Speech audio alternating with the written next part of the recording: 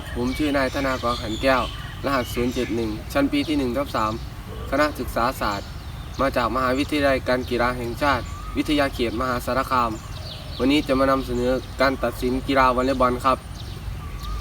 สัญญาณมือผู้ตัดสินกีฬาวอลเลย์บอลในร่มทีม A เสิร์ฟทีม B เสิร์ฟสัญญาณการทำลูกลงลูกออกแดน A ทำลูกออก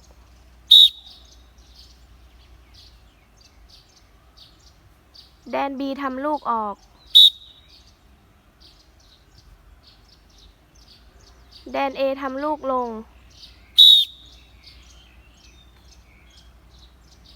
แดน B ทำลูกลงสัญญาณลูกทัดแดน A ทัดลูกออกแดน B ทัดลูกออก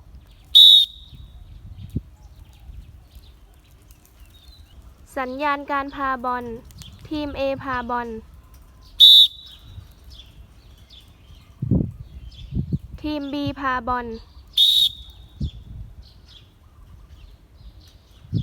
สัญญาณผู้เล่นฟาวล์ตาข่ายทีม A ฟาวล์ตาข่าย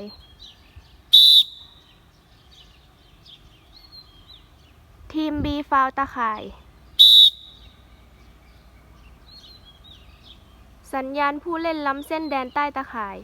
ทีม A ล้ำเส้นทีม B ล้ำเส้น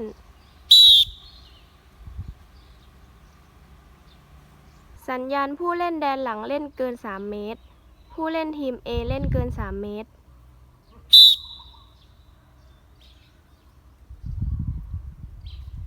ผู้เล่นทีม B เล่นเกิน3 เมตร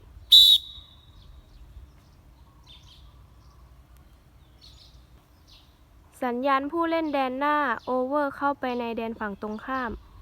ผู้เล่นทีม A โอเวอร์เข้าไปในแดนฝั่งตรงข้าม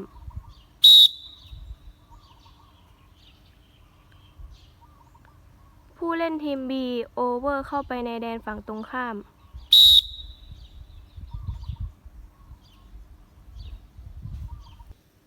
สัญญาณผู้เล่นไม่เสิร์ฟลูกภายในเวลาที่กำหนด8 วินาที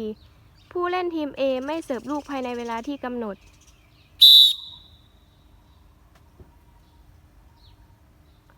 ผู้เล่นทีม B ไม่เสิร์ฟลูกภายในเวลาที่กำหนด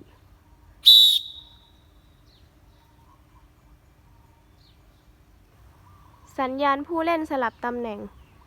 ผู้เล่นแดน A สลับตำแหน่ง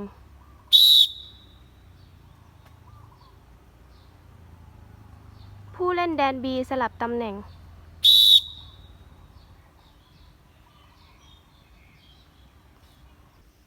สัญญาณผู้เล่นเล่นลูก2 จังหวะผู้เล่นแดน A เล่นลูก2 จังหวะ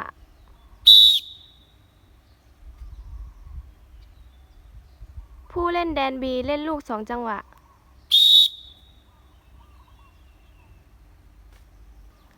สัญญาณผู้เล่นเล่นลูกเกิน3 ครั้งผู้เล่นทีม A เล่นลูก4 ครั้ง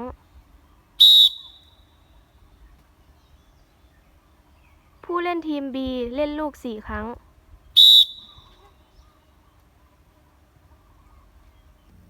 สัญญาณการเริ่มเล่นลูกใหม่หรือจัมป์บอลสัญญาณขอเวลานอกผู้เล่นแดน A ขอเวลานอก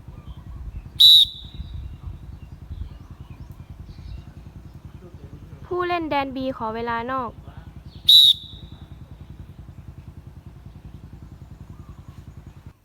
สัญญาณเปลี่ยนแดนระหว่างเซต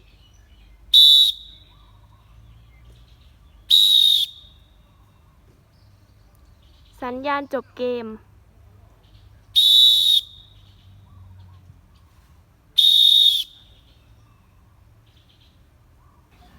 การให้สัญญาณธงลูกลงในสนาม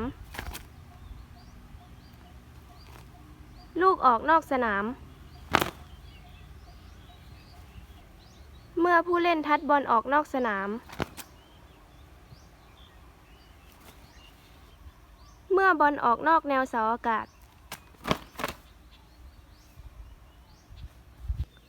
เมื่อผู้เล่นเหยียบเส้นเสิร์ฟ สัญลักษณ์การให้ใบเหลืองเพื่อตักเตือน สัญลักษณ์การให้ใบแดงเพื่อลงโทษ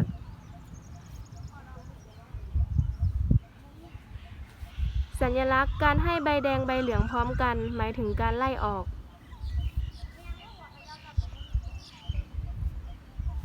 สัญลักษณ์การให้ใบเหลืองใบแดงแยกกันหมายถึงการตัดสิทธิ์การแข่งขัน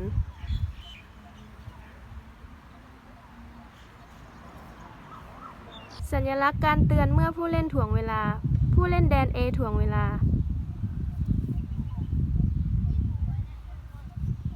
ผู้เล่นแดน B ถ่วงเวลา